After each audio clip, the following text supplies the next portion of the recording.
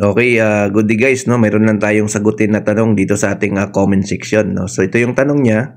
Hello, ask ko lang po, yung sa amin ayaw mag-spin dry. Check na namin yung brake, okay naman. Motion sensor, okay naman. Bago pa kasi yung washing namin. Ano po kaya ang problema? Ayan. So, pag ganito ang problema, marami kasing dahilan kung bakit ayaw mag-spin dry ang washing machine. So, ang gagawin nyo dyan, ilagay nyo siya sa spin. Ngayon, pag naka-spin mode na, tingnan nyo yung reaksyon ng washing machine. Example, yung washing machine ay wala siyang reaksyon, walang ugong sa ilalim, walang movement yung motor. Tapos yung oras, unti-unting buwababa ng bahagya pero matagal, yung timer. So kapag ganun, maaaring ang problema ay yung kanyang sensor.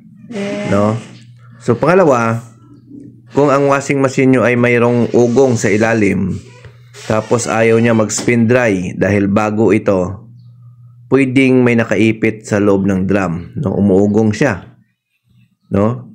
Hindi niya kaya paikutin, umuugong lang. Pwedeng may nakaipit sa loob ng drum. No? So, checkin nyo rin. Pangatlo, pwede rin na may problema siya sa gearbox. No? Umuugong lang. Pang-apat, pwede rin may problema siya sa sensor. Pang-lima, pwede rin may problema siya sa belt. So, dapat i-check nyo siya, yung mga parts na yan, yung nabanggit natin, para malaman nyo kung ano talaga ang problema. Kaya ang cause talaga ng ayaw ng pag-spin dry, maraming dahilan, no? Ngayon, kung ito ay pag ilagay mo sa spin dry, ay gumagana yung ilalim lang, yung pinaka-pulsator lang ang umikot, hindi sumasama yung drum. So, ang tingnan nyo naman dyan guys, yung drain motor, no? Baka naman hindi humahatak yung drain motor, or kung nahatak man, yung kanyang gearbox. So, kailangan yung adjustin yung clutch ng gearbox, baka hindi kumakapit na yung pinaka-gear, no?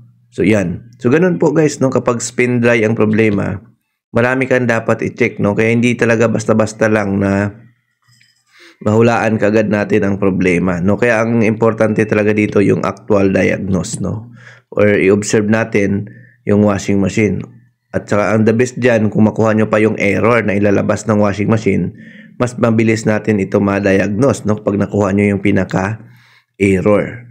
Ayan. So, yun po, no? Ang pag-check ng mga ayaw mag-spin dry. So, marami ka talagang dapat tingnan, no? No, yun, yung mga error na yan, importante yan. Kasi pag naglabas yan ng error, example, sa ibang brand, naglalabas ng E2, E3, no? So, ibig sabihin, may mga problema din yan sa door switch, sa lead switch, no? So, kailangan makuha natin yung error. Kapag walang error, yun, no? So, chichikin natin yung parts by parts para malaman natin kung saan talaga yung may problema, no? Ayan. So, yung isa pa, yung capacitor, no? Minsan, umuugong lang siya, no? Gumagana sa wash, pagdating sa dryer, umuugong lang. Isa din yan guys, kailangan din ma-check yung capacitor. Tingnan nyo, baka putok yung capacitor, lumubo, or nag-change value na. So dito kailangan na ng tester, no? Kung hindi nyo makita doon sa visual na pumutok yung capacitor, kailangan nyo siya ng tester, no? So ayan. Okay guys, thank you, bye-bye.